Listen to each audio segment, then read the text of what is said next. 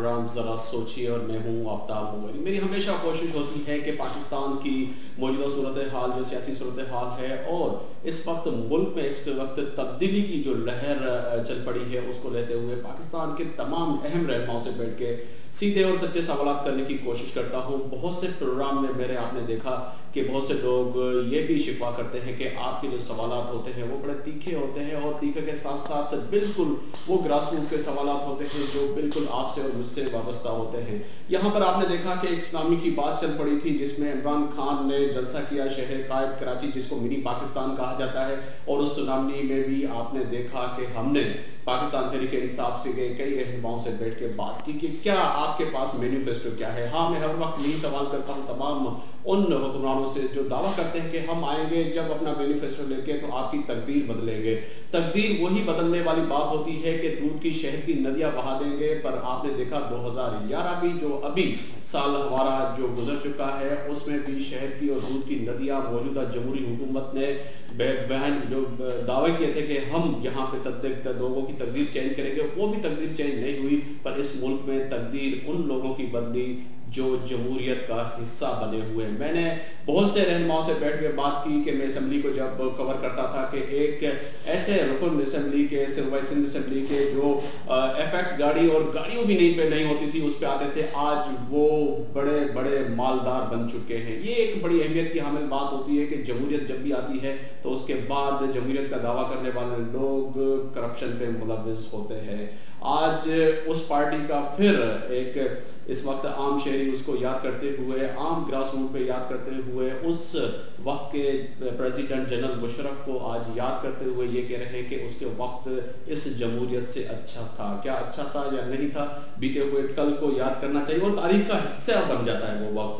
आज बात हो रही है कि 8 तारीख को आल पाकिस्तान मुस्लिम लीग का जो जलसा हो रहा है शहर कायद में, और उसके बाद तवक्को है कि आल पाकिस्तान मुस्लिम लीग के सरबराह जनरल परवेज मुशर्रफ साहब जो है वतन वापस आएंगे और उसके बाद इस मुल्क की सियासत का हिस्सा बनेंगे। आज इसी पे ही बात करेंगे और मेरे साथ मेरे मौजूद मेहमान है बैरिस्टर मोहम्मद अली सैफ साहब, सेक्रेटरी जनरल है आल पाकिस्तान मुस्लिम लीग के। बहुत शुक्रिया बैरिस्टर साहब के आपने वक्त दिया।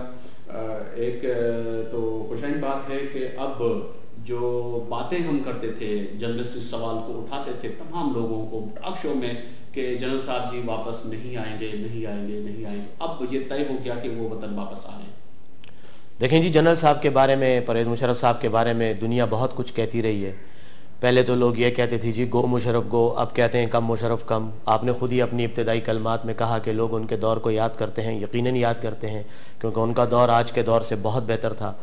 और इसके अलावा लोग कुछ कहते थे भाग गए हैं, कुछ कहते थे नहीं आएंगे, और भी बहुत कुछ को पता है। आज से कुछ अर्सा पहले तो मीडिया पे बाज़ लोग ये कहते थे कि परवेज़ मुशर्रफ का कोई नाम लेगा तो लोग उसे जूते मारेंगे। आज हज़ारों की तादाद में उनके परस्तार जो है वो एक सियासी पार्टी के प्लेटफॉर्म पे मुनज़्ज़म हो गए हैं।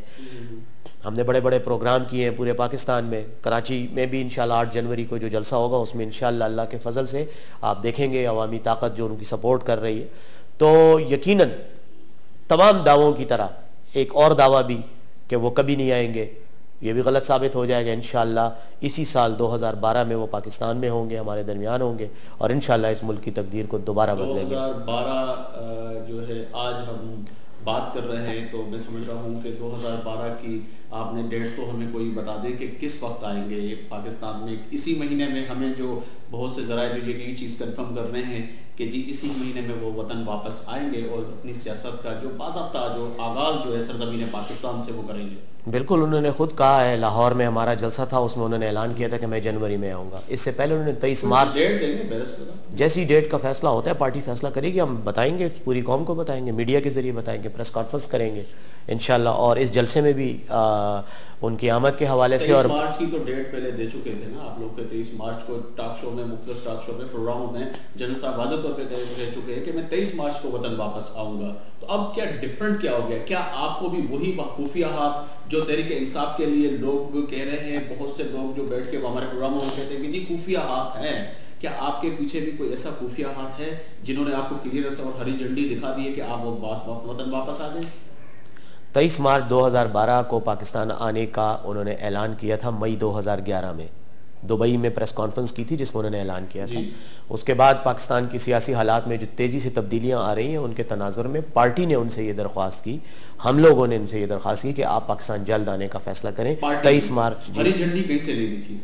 हरी झंडी पता नहीं किसी को नजर आई होगी, हमें तो हमारी झंडी वैसे है भी हरी, ये देखिए सर कि आपको कोई हरी झंडी, कोई क्लियरेंस तो नहीं मिला कि आप भी वतन वापस? हमें हमारी सुनामी आ चुकी है और सुनामी का आप उसका हिस्सा। आपने कहा ना कि आप तीखे सवालात करते हैं तो तीखे जवाबात भी सुने और जवाब के लिए मुझे मौका भी देना, क्योंकि ज्यादातर अभी आप ही बोल रहे हैं, मैं नहीं बोल रहा। इसलिए बोल रहा हूँ कि कम वक्त में, क्योंकि 40 मिनट में ज्यादा तक जवाब आए और जो वो लोग बैरिस्टर साहब को सुनना चाहते हैं वो इसीलिए मैं कह रहा हूं कि आप मुझे बिल्कुल टू द पॉइंट जवाब देंगे। मैं जैसे टू द पॉइंट बात करने की कोशिश करता हूं तो आप बीच में टोक देते हैं, इसलिए मुझे मौका दें, मैं 2 मिनट में अपनी बात खत्म कर दूंगा, फिर आपको सवालात करने की जरूरत ही नहीं पड़ेगी। हाँ, 2012 के मार्च में उन्होंने ऐलान किया था, बाद में सियासी हालात तब्दील हो गए और हो रहे हैं, हर रोज बदल रहे हैं। तो अब हमने, पार्टी ने परवेज मुशर्रफ साहब से रिक्वेस्ट की कि आप जल्द आए। सर ये तो आपने कहा, मैंने आपसे यही सवाल किया जो आप फरमा रहे थे कि पार्टी ने उन्हें रिक्वेस्ट की है, पर मेरा सवाल आपके सामने था, जो मेरे नाज़रीन भी देखना चाह रहे हैं, जो इस वक्त मुल्क में ये सवाल उठ रहा है कि कोई हरी झंडी, कोई खुफिया हाथ हैं या नहीं। उसके साथ मेरा क्या ताल्लुक है पार्टी का? मतलब आप क्या कहना चाहते हैं कि हमें उन्होंने हरी झंडी दी है, इशारा किया कि आप आ जाएं? नहीं, मैंने ये बात जो की, मैंने कहा कि पार्टी ने कहा है, ऑल पाकिस्तान मुस्लिम लीग, हम सब ने कहा है उनसे कि आप आए। मुझे किसी हरी झंडी दिखाने वाले का पता नहीं है। हाथ जो हम कहते हैं कि होते हैं, और वो खासतौर पे जो जिसको कहा जाता है अमेरिका, हमारा अमेरिका से ना कोई ताल्लुक है, ना कोई रिश्ता है, ना अमेरिका ने हमें आने ना जाने का कहा है। जी बैरिस्टर साहब, आप बैरिस्टर हैं और मैं समझता हूं कि आप डट के और सच का सामना भी करते हैं और सच भी बोलते हैं, तो मैं उम्मीद करूंगा कि आज बड़े सच्ची बातें करूं आपसे। बैरिस्टर के होने के नाते, यानी कि कानूनदान, आप कानून को बड़े करीबी तरीके से जानते हैं। ये फरमाइएगा कि उस वक्त जनरल मुशर्रफ जब चीफ ऑफ आर्मी स्टाफ थे पाकिस्तान के, और उस वक्त एक जमहूरी हुकूमत को हटा के और आइन को तोड़ते हुए वो जब सरबराह बन के मुल्क के बैठे, अगर आप कानूनदान हैं तो क्या समझते हैं कि वो गलतियां थी या नहीं? पहली बात तो ये है कि अब तक पिछले 3 सालों में जितने भी मैंने इंटरव्यू दिए हैं, तकरीबन हर एक में इस सवाल का जवाब मैं दे चुका हूँ, ठीक है, और मैं दे भी चुका हूँ जवाब। लेकिन चूंकि अब आपने पूछ लिया है, तो पहली बात तो यह है कि कानूनदान की हैसियत से मैं ये समझता हूँ कि जो भी उनका इकदाम था वो बिल्कुल मुल्क की सालमियत के तहफ़्फ़ुज़ के लिए ज़रूरी था। और ये बैरिस्टर मोहम्मद अली सैफ नहीं कह रहा, ये सुप्रीम कोर्ट ऑफ पाकिस्तान की मई 2000 में दिए गए फैसले का मतन है, जिस केस का नाम Zafar Ali Shah versus federation of Pakistan है, जिसमें ज़फ़र अली शाह मुस्लिम लीग नून के एक साबिक़ एमएनए ने सुप्रीम कोर्ट में पिटीशन दायर की थी कि अक्टूबर 1999 का इक़दाम गैर आईनी था। सुप्रीम कोर्ट ने उस पर एक बहुत तफसीली फ़ैसला देते हुए कहा कि अगर पाकिस्तान की फ़ौज उस वक़्त ये इक़दाम ना करती तो पाकिस्तान के तहफ़्फ़ुज़, पाकिस्तान की सालमियत और पाकिस्तान की इंटेग्रिटी और सॉलिडरिटी के लिए ख़तरात लाहक थे, नेशनल सिक्योरिटी को ख़तरात लाहक थे। इसलिए ये हरकत करके, ये इक़दाम करके पाकिस्तान को बचाया गया है, तहफ़्फ़ुज़ दिया गया। और सुप्रीम कोर्ट का वो केस आज भी सुप्रीम कोर्ट के बनाए हुए कानून की जो मैं मेरी बात पूरी करने दें, पूरी, ये इस तरह फ़ायदा कोई नहीं है ना, मेरी बात पूरी हो जाए। सुप्रीम कोर्ट की जो तशरीहात हैं आइन की, उसका आज भी वो हिस्सा है, आज भी वो कानून का हमारा हिस्सा है, पहली बात। उसके बाद 5 केसेस सुप्रीम कोर्ट में यक के बाद दीगरे पिछले 4-5 सालों में दायर किए गए। उसके बाद उन सब में सुप्रीम कोर्ट ने ना सिर्फ 12 अक्टूबर 1999 के इक़दाम को ठीक करार दिया, बल्कि उसको एक ज़रूरी अमर भी करार दिया गया। और उसके बाद तमाम आने वाले जो इक़दाम परवेज़ मुशर्रफ साहब के थे उनको ओके कहा गया, उनको ठीक कहा गया। अब वही सवाल है कि अब मौजूदा सुप्रीम कोर्ट आज़ाद है, जिसके जुडिशरी के लिए आपने देखा कि बड़ी यहाँ पे कुर्बानियाँ चली। बहुत से लोगों ने इस पे जो है बात करते हैं कि अपनी सियासत भी करते हैं कि जी हमने इसको आज़ाद करवाया। अब जो मौजूदा सुप्रीम कोर्ट बोर्ड बैठी हुई है, आपका उस पर बात है कि अब जो फैसले आएंगे या आ रहे हैं वो दुरुस्त होंगे? मुझे सुप्रीम कोर्ट पर मेरे एतमाद के होने या ना होने का ताल्लुक नहीं है। इंसाफ जो है वो ड्रामाई कलमात अदा करने से नहीं होता। इंसाफ वो होता है कि जो नज़र आए, जो लोगों को नज़र आए।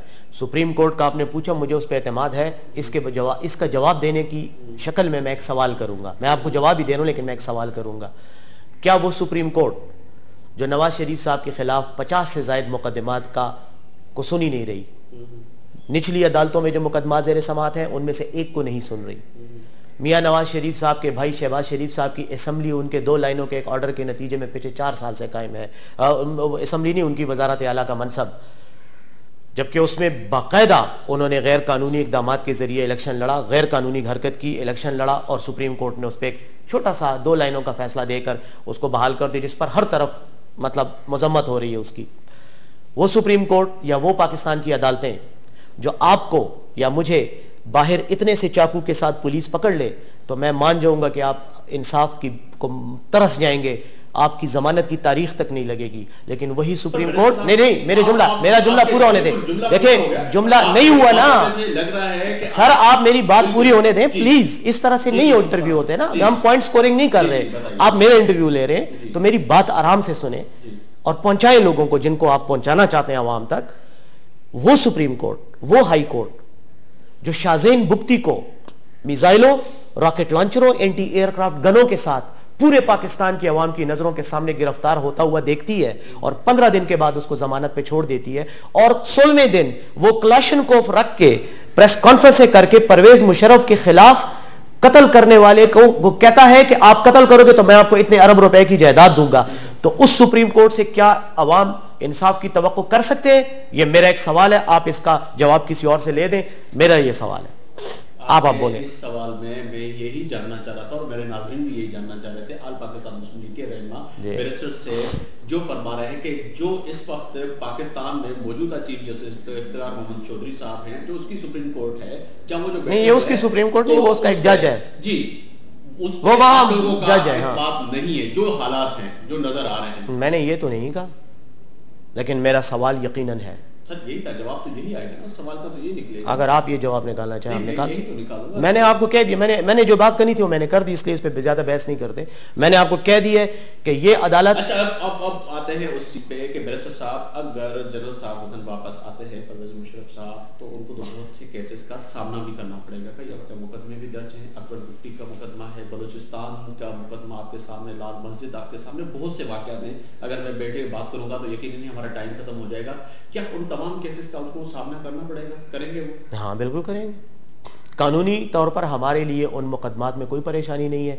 हाँ, अगर उन मुकदमात को सियासी तौर पर हमारे खिलाफ इस्तेमाल किया जाए तो फिर हम निपट लेंगे उस तरह से, जिस तरह अगर अदालतें सियासत करेंगी तो अदालतों के साथ फिर हम भी निपट लेंगे, और अगर कोई सियासी पार्टी उन मुकदमात को हमारे खिलाफ सियासी तौर पर इस्तेमाल करना चाहे तो कर लेंगे। वैसे कानूनी तौर पर उनमें कुछ भी नहीं है हमारे खिलाफ, झूठे मुकदमात हैं और बहुत कमजोर मुकदमात हैं।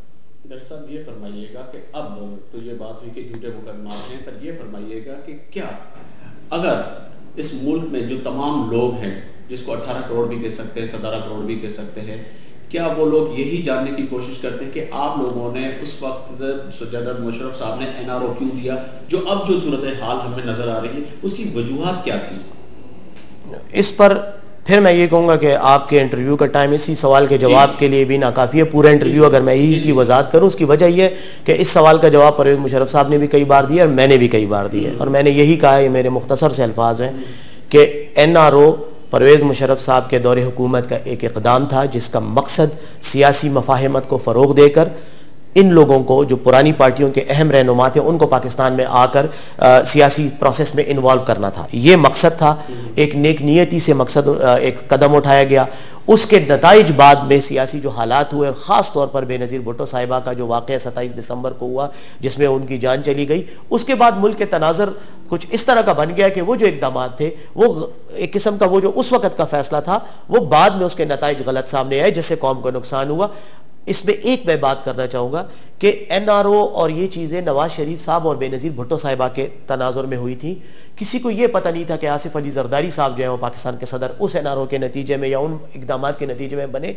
बहरहाल आसिफ अली जरदारी साहब को पाकिस्तान की सूबाई और कौमी असम्बली ने और सेनेट के अरकान ने वोट दिए। मेरे ख्याल में अगर परवेज़ मुशर्रफ पर इल्ज़ाम लगाया जा सकता है तो ये भी उतने ही ज़िम्मेदार हैं उसको वोट देकर सदर बनाने में और उनकी हुकूमत को इस्टेब्लिश और मजबूत करने में। मियाँ साहब भी उतने ही हैं, उन्होंने उनको सहारा दिया। और जरदारी साहब उस वक़्त दुबई में अपने बच्चों को की देखभाल करने में मसरूफ़ थे, उनका सियासत से कोई दूर